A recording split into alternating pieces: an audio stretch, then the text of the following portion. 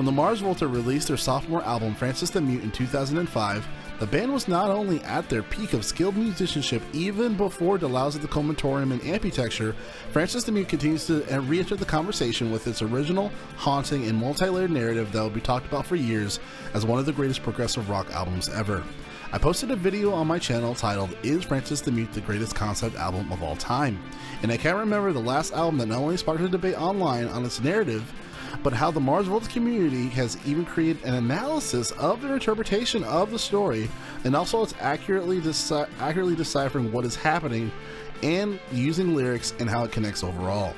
This video will be an in-depth analysis of Francis the Mute song for song, some theories taken from the community, and my own interpretation of the overall album.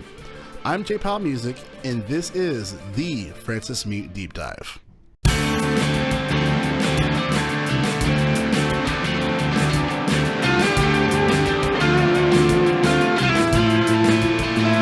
Francis the Mute was inspired by a story written by Jeremy Ward, an audio engineer and close friend of Omar Rodriguez-Lopez and Cedric Bixler, who unfortunately passed away from a heroin overdose.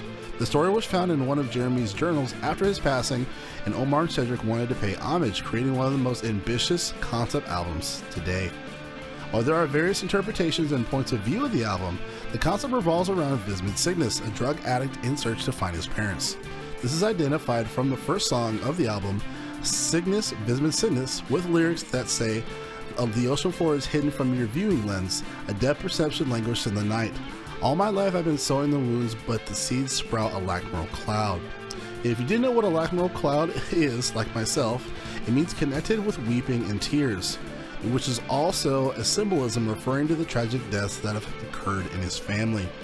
The character of Francis is Vismond's mother, a prostitute from whom the priest and clergyman in the Catholic Church impregnates her against her will.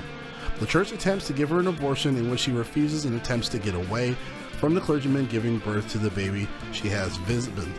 The clergyman from the church ends up violently murdering Francis, with Lilia, her sister, witnessing dramatically and escapes with her own life. I believe Ilvia was able to escape with Vismond, but unfortunately her sister met her demise. In the next track, The Widow, it is believed that at the beginning of the song is not only describing Vismond Cygnus, his physical state deteriorating because of his drug addiction. In the lyrics it says, "He's got fasting black lungs, made of cold splintered shards. They're the kind that will talk through the wheezing of coughs." What I find interesting about the song is that while Cygnus is the main character of the story, the widow is told from a third-person perspective describing him.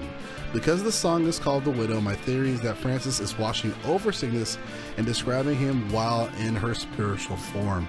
Another reason why I think the lyrics of The Widow are from Francis' perspective is the verse in the bridge section of the song describes, "Pale runs the ghost, said, I'm sworn on the shore every night, in every pore that skills the do slither deliver me from." In the next track, Ilvia, the perspective is changed from Francis to Vismond. Francis is talking to her sister Ilvia, who is also the daughter of Miranda. More on that later. As the Catholic Church members who killed Francis are after her, it changes to Vismond, as is mentioned in the lyrics of the song, saying, quote, "And with everyone that I find and every claymore that I mine, I won't forget who I'm looking for. Oh, mother, help me, I am looking for." As Ilvia attempts to expose the church, she is excommunicated from the community as no one believes her. During the song, Miranda the Ghost isn't whole anymore, which is multiple parts, who eventually is broken up via streaming services, is where Cygnus realizes the violence that Francis endured before her death and transforms into a mind state of revenge, murdering everyone in his path. During Cassandra Gemini, he discovers the truth about Francis being murdered by the clergyman and buried at her own home. Vismond feels powerless to discover this, and how he feels his revenge has turned into his own demise, dying in a drug overdose. As determined in the lyrics, in quote, Dry the sleep on nursery slits into his life. I'm born heavens just to scab away. I'd like to see you after just one taste," end quote. While I'm sure that there will be more details identified over the years on Francis the Mute, this is one of the very reasons of its genius. Being able to interpret the story in so many ways presents a great achievement from the Mars Volta. Well, that's all I have, folks. Leave me a note in the comments on your theories of the album and what happened. This is Powell Music, and I'll catch you guys next video.